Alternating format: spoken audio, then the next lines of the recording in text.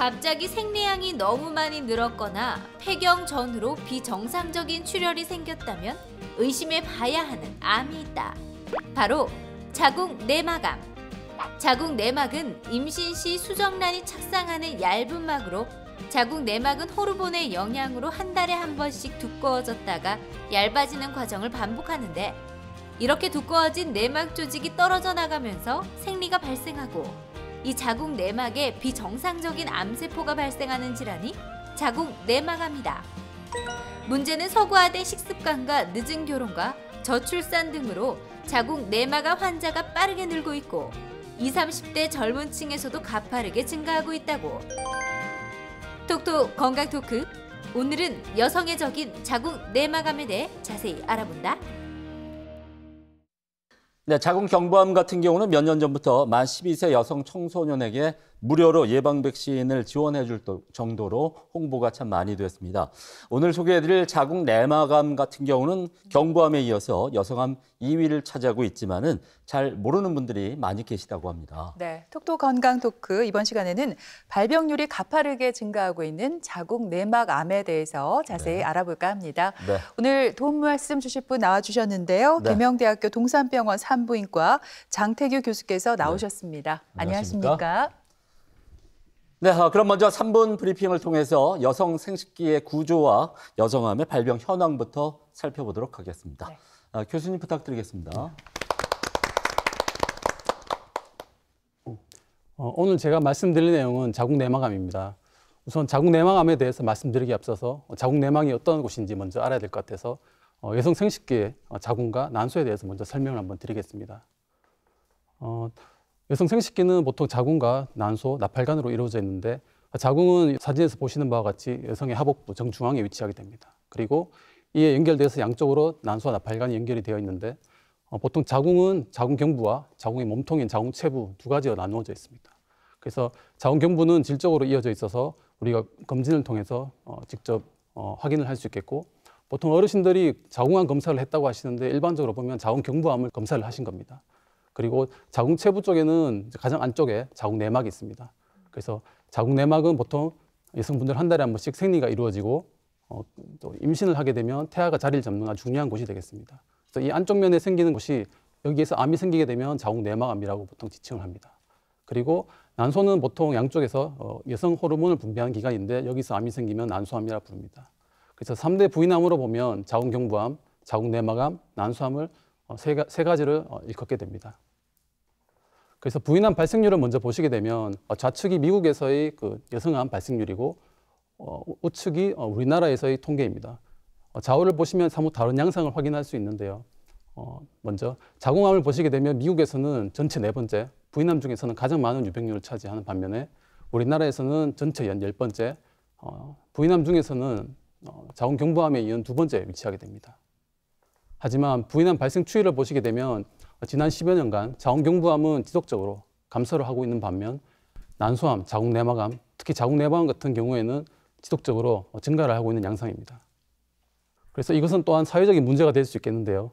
자궁 내막은 앞서 설명드렸다시피 임신을 하고 출산을 하는 아주 중요한 곳입니다. 하지만 최근에 통계청 자료를 보시게 되면 결혼이 필수라는 여성의 비율이 2010년에 비해서 2018년도에 절반 이하로 급감을 하였고 또한 혼인 건수 또한 그에 따라서 같이 감소를 하였습니다. 그에 반해서 40세 미만의 가임기 여성은 2010년도부터 지속적으로 상승한 추세이며 전체 자궁 내막암 환자 또한 1999년도에 비해서 2015년도에 3배 이상 증가한 그래프를 확인을 할 수 있습니다. 또한 연령대별 자궁 내막암을 한번 살펴보시게 되면 여전히 50대 이상, 즉 폐경 여성의 대략 한 70% 이상에서 급증하는 양상을 보이게 되지만 요즘은 20대, 30대 이런 가임기 여성에서도 자궁 내막암이 심상찮게 확인할 수 있습니다. 비율은 전체 10% 내외지만 최근 점차 증가하는 추세입니다.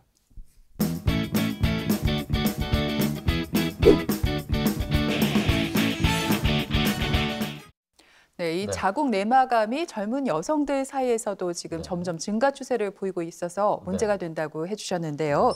그렇다면 자궁 내막암 구체적으로 어떤 질환인지 궁금한데 먼저 이 자궁 내막하면 말 그대로 자궁 안쪽에 있는 막을 말하는 건가요? 네, 맞습니다.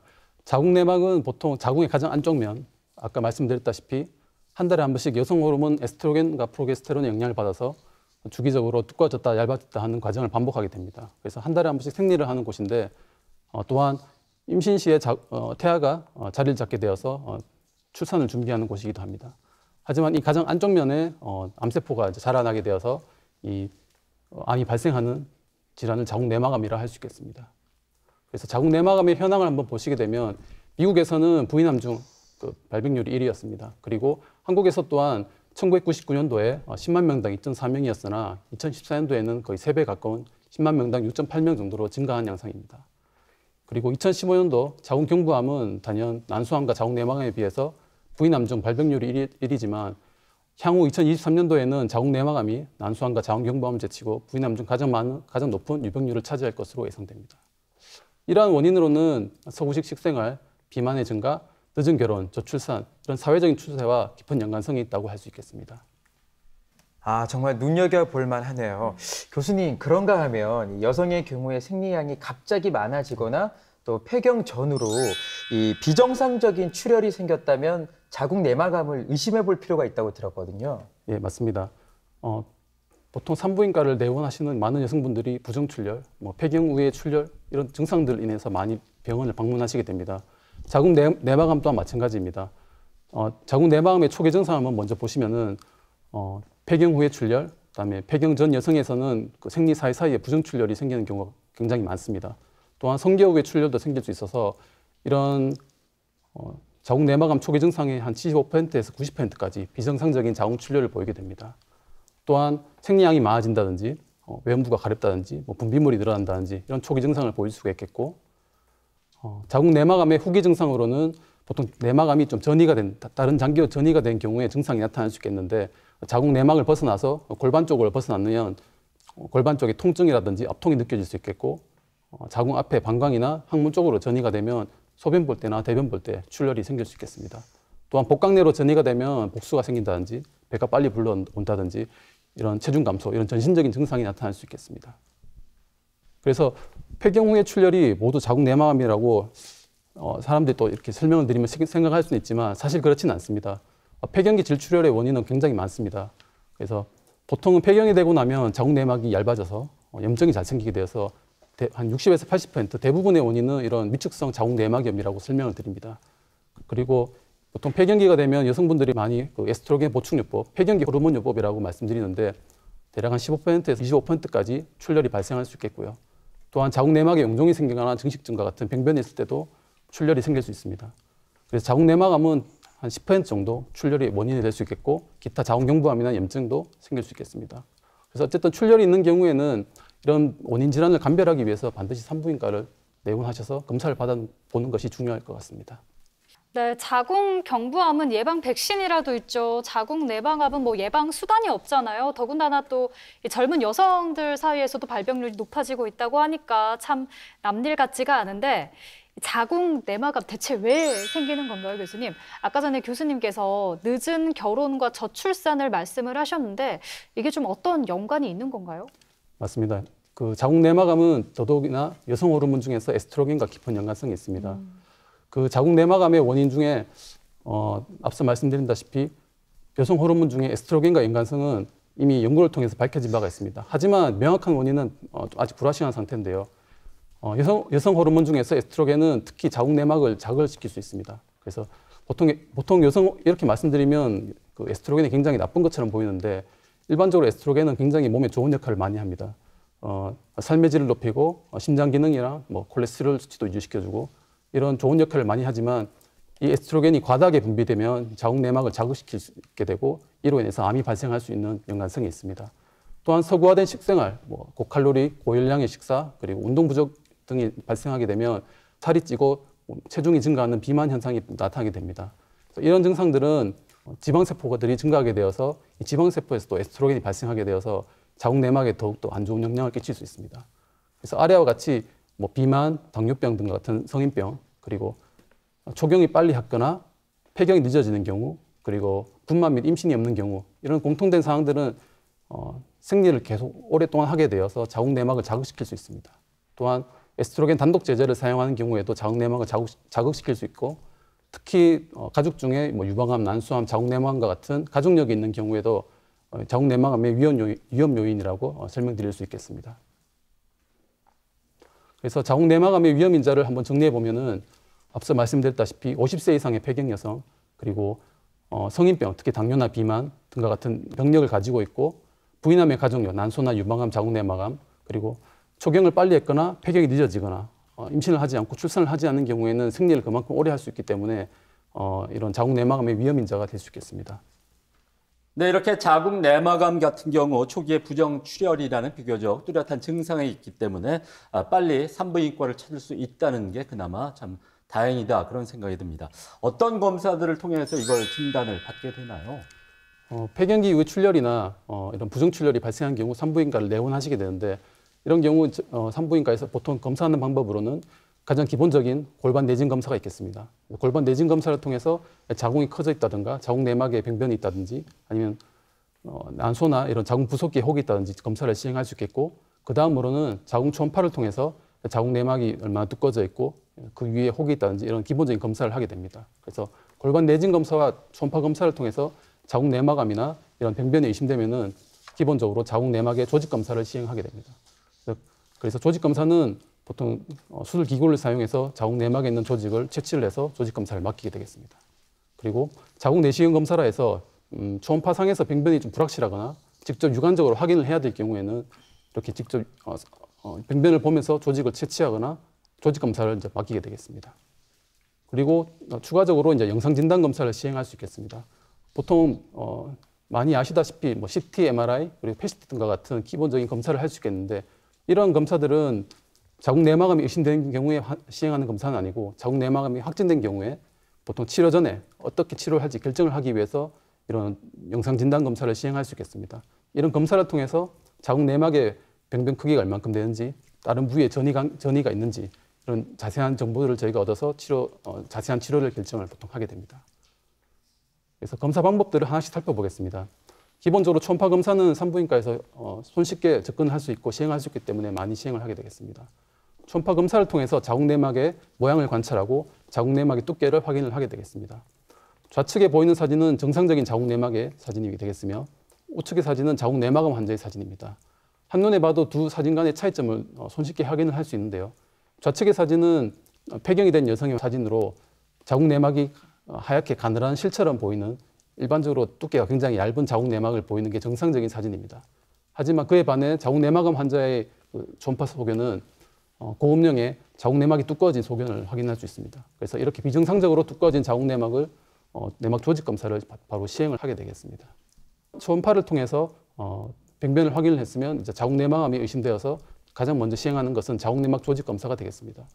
그래서 방법으로는 자궁 내막을 흡임한다든지 자궁 내막 소파술, 또한 자궁 내시경 검사를 통해서 직접 육안적으로 확인을 해서 병변을 채취를 하게 되었고, 정확도는 90%로 상당히 높은 편입니다. 그리고 앞서 설명드린 바와 같이 병변이 좀 불확실하거나 육안적으로 직접 확인을 해야 되는 경우에는 자궁 내시경 검사를 통해서 자궁 안쪽을 직접 육안적으로 보면서 검사 및 치료를 시행하게 되겠습니다. 자궁경을 자궁 경부를 통해서 직접 삽입을 하고 그 안쪽을 직접 육안적으로 병변을 제거한다든지 조직 검사를 나가게 되는 검사를 시행할 수 있겠습니다. 그래서 다음 환자는 실제 진단을 통한 실제 증례를 설명을 좀 드리겠습니다. 환자는 55세이며 증상은 10일간의 질출혈이 있었습니다. 그리고 폐경은 3년 전에 되었고, 키랑 몸무게를 보시면 키가 158cm에 몸무게가 78kg로 굉장히 비만도가 31 정도로 고도 비만인 환자였습니다. 그리고 당뇨병과 고혈압 약을 복용 중입니다. 초음파를 시행했을 때 이렇게 자궁 내막이 굉장히 두꺼워진 소견이 확인이 됩니다. 그래서 실제 조직 검사를 시행하였고 자궁 내막암이 확진된 환자였습니다. 진단도 중요하지만 무엇보다 자궁 내막암 치료도 정말 중요할 것 같은데, 교수님, 이 치료는 어떻게 이루어지는지 궁금하고요. 혹시나 이 염려스러운 게 가임기 여성들을 이 치료를 받고 나서 제대로 임신이 되지 않으면 어떡하지, 이런 고민들을 많이 하실 것 같거든요. 지장은 없습니까? 그 부분이 가장 문제가 되는 부분입니다. 사실 모든 암이 그렇듯이 치료가 굉장히 쉬운 치료는 없지만은, 더더욱이나 자궁 내막암 같은 경우에 있어서는 가임기 여성은 특히 임신과 출산을 준비해야 되는 분들이기 때문에 이 부분을 보전을 할 수 있느냐 없느냐가 굉장히 중요한 문제가 됩니다. 그래서 제가 사진을 보면서 설명을 드리겠습니다. 자궁 내막암의 치료는 크게 4가지로 나누어집니다. 외과적인 절제를 통한 수술, 그리고 방사선 치료, 항암화학요법, 그리고 호르몬 치료 이렇게 4가지로 나누어져 있습니다. 자궁 내막암의 치료로 외과적인 수술이 가장 기본이 됩니다. 그래서 항상 암의 기본적인 치료는 그 종양과 종양 주위 조직을 최대한 근체적으로 제거를 하는 방법이 가장 좋습니다. 그래서 산부인과 쪽에서도 자궁 내막을 포함한 자궁, 그리고 양측 난소 난간 절제술, 그리고 자궁 내막에서 골반 쪽으로 보통 임파선을 통해 전이를 많이 하기 때문에 골반 쪽에 임포절 절제술까지 같이 시행하는 것이 표준 치료가 되겠습니다. 그래서 수술 방법은 크게 개복술과 최소 침습 수술로 나누어져 있습니다. 예전에는 전부 다 개복 수술을 당연히 시행을 했습니다. 그래서 사진에서 보시는 바와 같이 치골 상방부터 배꼽까지 일자로 절개를 넣어서 수술을 시행했지만 최근 한 10여 년 전부터는 복강경과 로봇 수술을 많이 시행을 하고 있습니다. 그래서 복강경 수술은 일반적으로 배에 절개창을 3군데에서 4군데 정도 절개를 넣고 구멍을 통해서 수술을 진행을 하게 되겠고, 더 나아가 한 5년 전부터는 단일공으로 로봇 수술 그리고 복강경 수술을 진행해서 배에 절개창을 하나만 넣고 수술을 하는 방법을 많이 시행을 하고 있습니다. 그래서 실제 환자의 사진이 되겠습니다. 좌측에 보시는 사진이 단일공으로 로봇 수술을 진행한 환자인데 거의 수술이 어디서 했는지 모를 정도로 흉터는 보이지 않습니다. 그에 반해 우측에 있는 사진은 절개창이 한 3군데에서 4군데 정도 보이게 되겠습니다. 그래서 아무래도 여성분들이 더더욱이나 배에 흉터에 대해 좀 민감하고 신경을 쓰기 때문에 최근에 이런 단일공을 통한 로봇 수술도 많이 진행을 하고 있습니다. 그래서 로봇 수술을 간단하게 설명을 드리면은 사진에서 보시는 바와 같이 우선 환자가 옆에 이렇게 수술대에 누워 있고 그 로봇을 집도의가 환자의 복부에 장착을 하게 됩니다. 그리고 집도의는 이렇게 좌측에 보이시다시피 콘솔이라고 불리는 우리가 실제 수술을 진행하는 수술대에 앉아서 원격으로 수술을 진행을 하게 됩니다. 그래서 이런 수술의 장점으로는 10배에서 15배 확대된 시야를 확보할 수 있고, 집도의 움직임을 로봇팔이 그대로 재현을 할 수 있고, 또한 미세한 손떨림까지 보정을 할 수 있기 때문에 미세한 신경 손상, 혈관까지 다 보존을 할 수 있는 아주 훌륭한 수술이 되겠습니다. 또한 흉터가 거의 없고 회복이 빠르기 때문에 환자분들이 최근 많이 선호를 하고 있습니다. 하지만 이런 수술의 단점으로는 최신 수술이다 보니까 고가의 비용이 아무래도 좀 문제가 될 수 있겠습니다. 다음으로는 방사선 치료가 되겠습니다. 방사선 치료는 고용량의 X선을 사용해서 암세포를 죽이고 종양을 크기를 줄이는 치료가 되겠습니다. 수술 전후에 수술과 병력요법으로 같이 시행을 하게 되겠는데, 특히 수술 후에 이제 골반 내에 남아있는 미세 암세포를 이제 없애고 암의 재발을 억제해서 생존율을 향상시킬 수 있는 좋은 치료가 되겠습니다. 다음으로 설명드릴 부분은 항암화학요법입니다. 항암화학요법은 일반적으로 많이 선택되는 방법은 아니지만 좀 제한된 경우에 사용을 할 수 있겠습니다. 자궁 내막암이 많이 진행을 하였거나 암이 전이되어 수술이 힘든 경우, 그리고 자궁 내막암이 재발되어 처치가 힘든 경우에 항암화학요법을 실시할 수 있겠습니다. 다음으로 설명드릴 부분은 호르몬 치료가 되겠습니다. 호르몬 치료는 가임기 여성에서 특히 이제 임신과 출산을 위해서 자궁을 보존해야 될 분들에게 시행을 할 수 있겠는데, 보통 자궁 내막암이 많이 진행된 경우에는 이 호르몬 치료가 상당히 좀 힘든 상황입니다. 그래서 초기 병변이 많이 진행되지 않는 자궁 내막에 국한된 경우에서는 이 호르몬 치료를 시행을 할 수 있겠고, 이 호르몬 치료의 원리를 보시면 암세포의 성장에 필요한 이런 에스트로겐을 차단할 수 있는 이런 방법이 되겠습니다. 네, 네. 자궁 내막암에 걸리는 여성들 가파르게 늘고 있다고 앞에서 네. 말씀드렸는데요. 네. 한 가지 다행스러운 건 다른 여성암에 비해서 예후가 좋다고 들었습니다. 교수님, 사실은 어떤가요? 자궁 내막암 환자 같은 경우에서는 초기에 증상이 빨리 나타나는 편이기 때문에 병원에 오셨을 때 대부분 80% 이상에서 자궁 내막암 1기가 확인이 됩니다. 그래서 그에 따른 생존율 또한 좋은 편입니다. 그래서 자궁 내막암의 병기와 생존율을 한번 살펴보시겠습니다. 보통 자궁 내막암 1기라고 보통 일컫는 경우는 자궁 내막 안에만 병변이 존재하는 경우입니다. 그래서 이런 경우는 당연히 예후가 좋겠죠. 그래서 생존율은 80에서 90% 정도로 굉장히 좋은 편입니다. 하지만 2기부터는 자궁 경부로 내려간 경우며 생존율은 한 70에서 80% 정도 좀 떨어지고, 3기부터는 이제 이 생존율이 많이 좀 감소하게 됩니다. 3기는 자궁 내막을 벗어나서 골반 쪽으로 전이가 있는 경우이며 생존율이 한 40에서 50%로 많이 떨어지고, 4기 같은 경우에는 원격으로 다른 부위, 다른 장기에 전이가 있는 경우이기 때문에 생존율이 20, 30%대로 많이 낮아지게 됩니다. 그래서 다른 암과의 생존율을 비교해 보시면 좀 더 이 자궁 내막암이 예후가 좋다는 것을 알 수 있습니다. 자궁 내막암은 기타 부인암, 특히 자궁 경부암과 난소암에 비해서 예후가 81.3%로 굉장히 좋은 편입니다. 앞서 설명드린 바와 같이 초기에 증상이 나타나고 발견 당시에 대부분 일기가 많기 때문에 치료가 굉장히 잘 되는 암이기 때문에 빠른 진단과 조기에 발견하는 것이 굉장히 중요하다고 할 수 있겠습니다. 네, 오늘 이렇게 자궁 내막암에 대해서 함께 여러 가지 내용들을 알아봤습니다.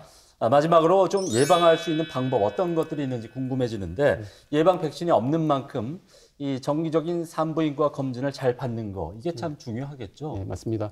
자궁 내막암 같은 경우에는 자궁 경부암과 달리 자궁 백신이나 조기 검진 프로그램이 안타깝게도 없습니다. 그래서 정기적인 검진이 굉장히 중요하다고 할 수 있습니다.